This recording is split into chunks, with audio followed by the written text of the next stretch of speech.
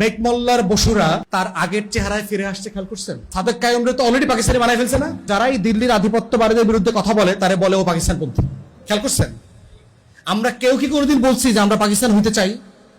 বাংলাদেশের কোন political party কোনোদিন বলছে ৭১-এর পরে? বলে নাই। তো আজকে যারা ঢাকা বিশ্ববিদ্যালয় পইরা এইখানে দিল্লির আধিপত্যবাদের রাজনীতি করে, বাম রাজনীতি করে, জমিনদারির পক্ষের রাজনীতি করে, ওরা কার টাকায় লেখাপড়া করছে? স্কলারশিপ দেয়, কার টাকায় স্কলারশিপ দেয়? ওই লোকটার নাম কি?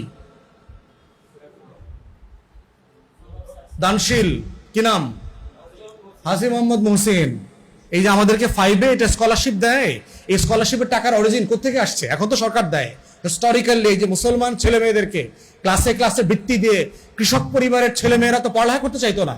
ও কি সকালে ধান খেতে যাবে না স্কুলে যাবে? ওর তো একটা পেটের লড়াই আছে। হাজি মোহাম্মদ মোহসিনের মতো মানুষরা এখানে টাকা দিয়ে দিয়ে মুসলমান ছেলে মেয়েদেরকে পড়াইছে। তাহলে ওর লড়াইটা কোথায়? আমি এমনি এমনি রাষ্ট্র হয়ে গেলাম? তাহলে বাংলাদেশের ইতিহাসের সাথে ঢাকা বিশ্ববিদ্যালয়টা একটা বড় ইতিহাস না? নিখিল ভারত মুসলিম লীগের সম্মেলনটা 4 সালে কোথায় হয়েছিল? সারা ভারতবর্ষের মুসলমানরা কোথায় একত্রিত হয়েছিল? এই শাহবাগে। এই যে আজকের আপনার মধুর ক্যান্টিন থেকে শুরু করে যে পুরো অঞ্চল, এটা ছিল বাগানবাড়ি, এখানে সম্মেলন হয়েছে। শাহবাগ থেকে শুরু করে পুরো অঞ্চলের ভিতরে। তাহলে মুসলিম লীগের ইতিহাস কেন আলোচনায় নাই? পাকিস্তান আন্দোলন, লাহোর প্রস্তাব, এই যে প্রত্যেকটা স্টেজের সাথে স্টেজকে কানেক্ট করা, এই কানেক্ট করার রাজনীতিটাই হচ্ছে আমরা বলছি বয়ানের রাজনীতি। এই জন্য আমরা যখন 24-এ আওয়ামী লীগকে পালাতে বাধ্য করছি, এইটাকে শুধুমাত্র একটা সরকার পতনের আন্দোলন হিসাবে দেখানোর চেষ্টা করা হচ্ছে না? আওয়ামী লীগকে যারা ফিরায় আনতে চায় তারা 2টা এক্সাম্পল বলে ইদানিং দেখবেন আমাদেরকে ইনডোর মিটিং গুলোতে। শ্রীলঙ্কাতে রাজাপাকসের বিরুদ্ধে আন্দোলন হয়েছে না 2-3 বছর আগে? রাজাপাকসে ফিরে এসে নির্বাচন করছে না? তো হাসিনা কেন, আওয়ামী লীগ কেন নির্বাচন করতে পারবে না? যৌক্তিক প্রশ্ন তো। শুনলে যৌক্তিক মনে হয় না? যে ওই যে একটা মেয়ে বলছে না কদিন আগে যে আমি তো ডাকসুরে মনে করছিলাম এটা ক্যান্টিন। এইরকম যদি শিক্ষিত ভদ্র মানুষ থাকে বাংলাদেশে, এই প্রশ্নটা শুনে তাজ্জব হয়ে যাবে না? যে আর শ্রীলঙ্কার রাজাপাকসের বিরুদ্ধে আন্দোলন হয়েছে, বেচারা চলে গেছে, আবার 2.5 বছর পর কেয়ারটেকার হয়েছে, উনি এসে আবার নির্বাচন করছে, সমস্যা কোথায়? তারপরে ইন্দোনেশিয়াতে সুহার্তোর ছেলে, ইন্দোনেশিয়া না তো ফিলিপাইনে, সুহার্তোর মার্কোসের পতন হয়েছিল না? মার্কোসের জুনিয়র আইসা কদিন আগে গত বছর প্রেসিডেন্ট হয়েছে না নির্বাচনে? তো হইতে পারবে তো, সমস্যা কই? কি কখনো ভাবছেন আপনারা আওয়ামী লীগ কেন আসতে পারবে না? তাহলে সেই জায়গাতে দেখেন, আপনি বাংলাদেশের মুক্তির লড়াইটাকে কোন চোখ দিয়ে ব্যাখ্যা করবেন, এটা হইল বিষয়। এগুলো বলার মানে এটা না যে আমার মুক্তির লড়াইকে আমরা ছোট করছি। কোনোভাবে আমার মুক্তির লড়াই ছোট না। জেনুইনলি বৈষম্য হয়েছে, যুদ্ধ চাপিয়ে দেওয়া হয়েছে আমাদের উপরে। পাকিস্তানিরা নির্বাচনে জেতার পরেও বিজয়ী দলকে ক্ষমতা দেয় না, এগুলো তো সত্য, ফ্যাক্ট। শেখ মুজিব ইলেকশনে জিতছে তো ভাই, ওরে ক্ষমতা দিবেন না আপনি? আপনি কেন ক্র্যাকডাউন করবেন আপনার দেশের মানুষের উপরে? ক্র্যাকডাউন তো আপনি করতে পারেন না। তো এই কারণে আমার মুক্তির লড়াই গুরুত্বপূর্ণ। কিন্তু আমরা বারবার যেটা বলছি যে এই আজাদির লড়াইটাকে দিল্লির চোখ দিয়ে দেখা বন্ধ করতে হবে, কলকাতার চোখ দিয়ে আমার মুক্তির লড়াইকে ব্যাখ্যা করা বন্ধ করতে হবে। এবং এই ব্যাখ্যা করার যে রাজনীতি, যেই রাজনীতির পাটাতনের উপরে দল দাঁড়ায় থাকে, পন্থীরা তৈরি হয়, এইটা না বুঝলে যেটা হবে, 24 নিয়ে এমন বেশি রিগ্রেট করবে। আমরা যারা 24-এর কর্মী ছিলাম, আমাদেরকে লজ্জায় পড়তে হবে যে আমিও ছাত্রলীগ ছিলাম মনে হয় কোন এক সময়, আমিও মনে হয় আসলে আমার ভুল বুঝাইছে। ওই যে ডাকসুরে মনে করছিলাম ক্যান্টিন, এখন থেকে নির্বাচন হয়। আমি বুঝছিলাম যে আসলে এই আন্দোলনটা করলে হাসিনা আরো 5 বছর থাকার কথা ছিল। আরে আপারে পাঠায় দিল ওই পারে, মানে তখন আমারও কষ্ট লাগবে, হাদিরও কষ্ট হবে, আত্মহত্যা করতে মনে চাইবে। এমন লড়াই করলাম যে হাসিনা পালায় গেল। আরে মানে আপনাকে শেমিং করতে করতে, স্লাট শেমিং করতেছে না, মেয়েদেরকে দেখতেছেন না? আমাদের পুরো 24-এর লড়াইটাকে স্লাট শেমিং করবে, পরিকল্পিতভাবে করতেছে। এবং এটার লেয়ার আফটার লেয়ার শেমিং আছে। আজকে হয়তো বিএনপিরে করতেছে না, জামাতরে করতেছে, আজকে হয়তো সাদিক কায়েমরে করতেছে। দেখেন কয়দিনের ভিতরে মেক মোল্লার বসুরা তার আগের চেহারায় ফিরে আসছে, খেয়াল করছেন? মানে এই যে স্লাট শেমিং করা, ট্যাগিং করা ও অপরায়ণের রাজনীতি, সে তো তমুক, সে রাজাকার, সে আলবদর, খেয়াল করছেন কতদিনের ভিতরে এটা ফিরে আসছে? বামের খাবার ছিল, এইসব পোলাপানের খানা ছিল গত ক্যাম্পাসে গত বছর। তাহলে দেখেন 1 বছরের ভিতরে তারা কোথায় ফিরে আসছে। এবং এই ফিরে আসাটা যদি বাংলাদেশের রাজনৈতিক দলগুলো অ্যালাউ করে কন্টিনিউয়াসলি, কি কি ফর্মে সে ফিরবে? আমরা এত কিছু বলছি, এত কিছু করছি, আমরা উদিচির পলিটিক্সটা কি কখনো বোঝার চেষ্টা করছি? ছায়ানট আসলে কি করে? ওকে আসলে শুধু গান গায়? ওর গানটাকে খুব নিরপরাধ একটা গান, শালিক পাখির গান। ওটা কি ওই যে লালনের গানের মতো, যে মন মাঝি খবরদার, আমার তরি যেন ভেরে না, নৌকা যেন ডোবে না? তো কি করবে? নৌকাটা কি হলে কি হবে? নৌকাটা তুলে কি করবে? মানে গানটা কি আসলে এরকম না? ওই যে মরে যাওয়ার পরে রবীন্দ্রসঙ্গীত গায়া গায়া কবর দিতেছে, দেখছেন না? তাহলে এই প্রত্যেকটা কালচারাল ফ্রন্ট অর্গানাইজেশনকে দেখতে হবে। বিশ্বায়িত কেন্দ্রে শুধু বইয়ের হিসাব করেন একদিন। আপনারা যারা বিশ্বায়িত কেন্দ্রে যান, আমি তো বিশ্বায়িত কেন্দ্রের একসময় পাঠক ছিলাম, আপনারা গিয়ে দেখবেন যে বাচ্চাদেরকে আসলে সে কোন বইটা পড়ায় এবং কোন বইগুলো পড়ায় না। মাথায় রাখতে হবে, শেলফে যে বইগুলো আছে এটা বই থাকার একটা রাজনীতি, আর শেলফে যে বইগুলো নাই ওইটা আরো বড় রাজনীতি। তাহলে বাচ্চাকে আপনি কোন বইটা পড়াচ্ছেন আর কোনটা পড়াচ্ছেন না, এই না পড়ানোর মধ্য দিয়ে যে আপনি একটা বাচ্চাকে ব্রেইন ওয়াশ করছেন, বয়ান তৈরি করছেন, এই পলিটিক্সটা আপনাকে বুঝতে হবে। এই জন্য আপনারা বিশ্বায়িত কেন্দ্রে গিয়ে শেলফিকে দেখবেন আসলে ওরা কি বই পড়ায়। মানে এটা শুধু নীরব, মানে একটা নিরপরাধ লাইব্রেরি এভাবে দেখার সুযোগ নাই। এরকম যারা ছবির প্রদর্শনী করতেছে, এক্সিবিশন করছে, সে আসলে তার লড়াইটা কি, সে আসলে কি করে?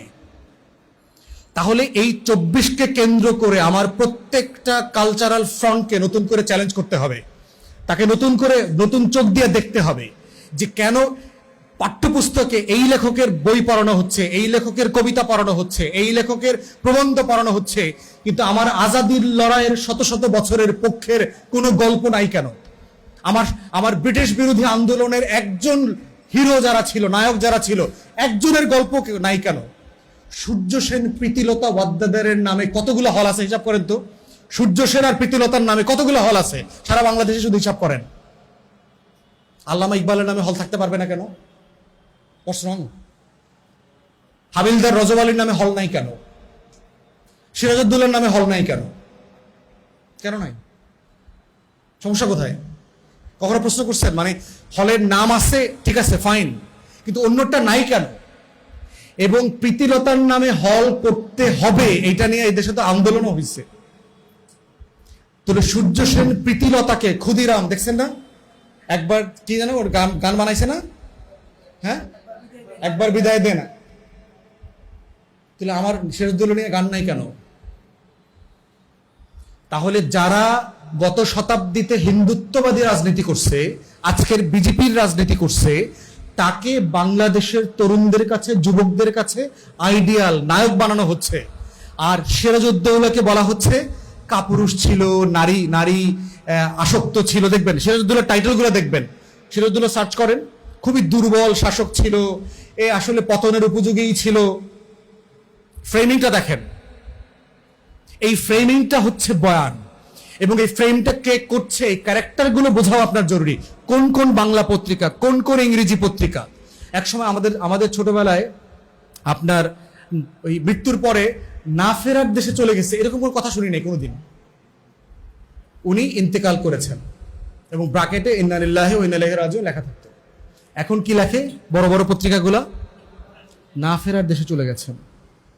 দাফন কাফন লেখে না, কি লেখে? শুধু শেষকৃত্য না, লাশ, লাশরে কি বলে? সব বলে, মরদেহ বলে, খেয়াল করছেন? লাশ বলে না। তাহলে দেখেন এই যে শব্দের মধ্য দিয়ে দিয়ে আমার প্রত্যেকটা শব্দের সাথে কিন্তু আমার বিশ্বাস, আমার লড়াই, আমার ইতিহাসের পরম্পরা জড়িত আছে। ইন্তেকাল শব্দ কি শুধু একটা ইন্তেকাল, একটা ওয়ার্ড, একটা শব্দ না? এটা একটা ফিলিংস, এটা একটা আমার লড়াই, আমার বিশ্বাস, আমার সবকিছু জড়িত আছে। আমার কালচার, আমার তাহজিব তামুদ্দুন সবকিছু জড়িত না এই শব্দের সাথে। ইন্তেকালের মানে কি? এই জন্য আরবরা যখন দেখেছি, আরবরা বলে, অমুকের নাম বলে বলে ইন্তেকালা ইলা রাহমাতিল্লাহ, তিনি আল্লাহর রহমতের দিকে চলে গেছেন। আমরা যারা পরকালে বিশ্বাস করি, আমরা তো না ফেরার দেশে বলতে চাই, ওইরকম দেশ নাই তো। আছে ওইরকম দেশ থাকলে তো মানচিত্রে থাকতো। না ফেরার দেশ না হয়তো একটা দেশ থাকলে তো ওইটা মানচিত্রে থাকতো না। মানচিত্রে এরকম কোনো দেশ নাই তো। তাহলে যেই দেশের নাম মানচিত্রে নাই সেটা দেশ হয় কিভাবে? দেশ মানে তো যেখানে গিয়ে বাস করা যায়। তাহলে ওই দেশটা তো বাস করার মতো দেশ না। বাস করার মতো দেশ হইলে তো ওটা মানচিত্রে থাকতো। তাহলে আমি এমন একটা দেশে যাচ্ছি যেই দেশটাকে আসলে আপনি এই শব্দে ব্যাখ্যা করতে পারবেন না। আমরা যদি বারজাখের জীবন বলি অথবা পরকাল বলি, সেটাকে নাফেরার দেশ দিয়ে আপনি ইন্টারপ্রেট করতে পারবেন? এই শব্দে বোঝা যায় ওটা দুনিয়া ছেড়ে চলে গেছে, এটা বলতে হবে তো, আর এক দুনিয়া তো। তাহলে এইভাবে শব্দ দিয়ে দিয়ে পত্রিকাগুলো কলকাতার শব্দ, সংস্কৃত শব্দ দিয়ে বাংলা শব্দ, যেই বাংলা শব্দ আরবি, ফার্সি, উর্দুর যে ঐতিহাসিক পরম্পরা ছিল, এই শব্দগুলো পর্যন্ত পরিবর্তন করে ফেলেছে। এবং এমন এমন শব্দ আনছে যে শব্দ দিয়ে আমি দিল্লির আধিপত্যবাদীর বিরুদ্ধে লড়াই করতে পারছি না। ইনকিলাব শব্দটা শুনলে কেমন মৌলবাদী মৌলবাদী লাগে, তাই না? আমার কয়েকজন বলছে এটা কেমন পাকিস্তানি পাকিস্তানি লাগে, তাই না? খেয়াল করছেন? অথচ ব্রিটিশ বিরোধী আন্দোলনের স্লোগান ছিল ইনকিলাব জিন্দাবাদ। হিন্দু, মুসলমান, কংগ্রেস সবাই বলতো। কংগ্রেসের বড় বড় সভাতে ইনকিলাব জিন্দাবাদ বলে স্লোগান দেওয়া হইতো। এখনো দেওয়া হয় ভারতের পলিটিশিয়ানরা, হিন্দু মুসলমান নির্বিশেষে সবাই এই ইনকিলাব জিন্দাবাদের স্লোগান দেয়। এক্স্যাক্টলি। তাহলে এই যে শব্দগুলো সম্পর্কে আমাদের ভিতরে রিগ্রেট করানো হচ্ছে, তাহলে কোন কোন শব্দে আপনার আধিপত্যবাদের লড়াইটা প্রকাশ করা যাবে এবং কোন কোন শব্দে করা যাবে না, সেই শব্দের ডিকশনারি পর্যন্ত ঠিক করে দিচ্ছে আমাদেরকে। খেয়াল করেছেন? প্রত্যেকটা ট্যাগ। তাহলে ব্যক্তি, আমার শব্দ, আমার চিন্তা, আমার ইতিহাস, আমার যে ক্যারেক্টারগুলো ছিল, আমার জাতীয় নায়ক যারা ছিল, এদের প্রত্যেককে আমার জীবন থেকে সরায় ফেলছে। রিসেন্টলি একটা গান ভাইরাল হয়েছে। আমি তো গান টান শুনি টুনি না, আর গান শুনলে আমি আসলে, মানুষ তো গান শুনে রিল্যাক্সের জন্য, আমি গান শুনলে গানের ভিতরে চলে যাই, মানে থিমের মধ্যে চলে যাই, মানে মাথায় অন্য জিনিস কাজ করে। কোক স্টুডিওর একটা গান আসছে না রিসেন্টলি, দেখছেন? কোক স্টুডিওর গানটা যারা রিসেন্টলি শুনেছেন, আমি তাদেরকে অনুরোধ করবো নতুন করে আবার শুনতে। কালারটা দেখেন, এবং এই কালারটার সাথে কোন ধর্ম, কোন কালচারের সাথে মেলে, শুধু মিলায় দেখবেন। যে শিল্পীদেরকে, আর্টিস্টদেরকে যে পোশাকগুলো পরানো হয়েছে, বাংলা গান কি বাংলার মুসলমানরা শোনে না? তাহলে প্রশ্ন হচ্ছে যে এই যে টোটাল কস্টিউম ডিজাইন করা হচ্ছে, এবং দেখবেন নববর্ষের শাড়ি বলতে যে শাড়িগুলো বাজারে আনা হয়, যে রংগুলোকে ডিসাইড করা হচ্ছে, এই রংগুলোর সাথে রেজেম্বলেন্স কার, এটা কার সংস্কৃতির সাথে যায়, এটা কি ঐতিহাসিকভাবে আমার সংস্কৃতি ছিল? আপনি ভাই এমন একটা শাড়ি বানান যে শাড়িটা সবাই পরতে পারবে। আমার অন্য কোনো ধর্মের রং, বিশ্বাসের কোনো সমস্যা নাই তো ভাই, কিন্তু ওইটাকে আপনি সার্বজনীন করে আমারে পরতে বাধ্য করতেছেন কেন? আবার বলছেন তার এই চাপিয়ে দেওয়া রঙের শাড়িটা আমি যদি না পরি তাহলে আমি লিবারেল না, আমি একটু মৌলবাদী, একটু কঠিন, একটু ওপেন মাইন্ডেড না। খেয়াল করতেছেন? মানে ইম্পোজ করতেছে যে আমি আসলে এরকম না, ওইরকম। এক্সাম্পল দেই আর একটা, এই মানব কেন্দ্র ফাউন্ডেশন অথবা উন্নয়ন ফাউন্ডেশন একটা সংগঠন আছে, যে একটা মানবাধিকার সংগঠন, সুলতানা কামাল চালায়। এবং দেখবেন প্রতি মাসে সে এই সরকারের আমলে কি কি মানবাধিকার লঙ্ঘিত হচ্ছে এইটা সে প্রকাশ করছে, এবং এটা নিয়ে আমরা টকশোতে আবার প্রচুর উত্তর দিতে হয়। মানবাধিকার লঙ্ঘনের প্রতিবেদন আসাটায় কোনো দোষ নাই, এটা প্রত্যেকটা রাষ্ট্রকে, সমাজকে কন্টিনিউ করতে হবে, কারণ আমার কন্টিনিউয়াসলি ডেভেলপ করার জন্য আমাকে আমার সমালোচনাটা খুঁজতে হবে যে আমার রাষ্ট্র কোথায় কোথায় ভুল চলছে। প্রশ্ন হচ্ছে কি কি খবরগুলোকে আপনি কখন হাইলাইট করছেন? মানবাধিকার লঙ্ঘন তো গত 16 বছরে হয়নি। সুলতানা কামালদের মুখে তো কুলুপাটা ছিল, কই শুনি নাই তো সুলতানা কামালরা এত সিরিয়াসলি এই ভাষায় এই লঙ্ঘন হচ্ছে। মব হচ্ছে এই রকম লঙ্ঘনের কোনো ক্রাইটেরিয়া আগের রিপোর্টগুলোতে, আওয়ামী লীগের আমলের রিপোর্টে দেখি নাই। খেয়াল করতেছেন বয়ানের পার্থক্যটা কোথায়? মানবাধিকার সংগঠন, মানবাধিকার লঙ্ঘন হচ্ছে মবের মাধ্যমে, এটা সত্য। তাহলে এটা আওয়ামী লীগ থাকা অবস্থায় মব হচ্ছে, রাষ্ট্রীয় মব, দলীয় মব, এই রকম লঙ্ঘনের খবর রিপোর্ট আকারে কেন আসে নাই, এখন কেন আসছে? প্রশ্নটা কি বুঝাইতে পারতেছি? তাহলে এইটা আবার দেশের গুরুত্বপূর্ণ পত্রিকা গুরুত্বের সাথে প্রথম পেজে ছাপাচ্ছে।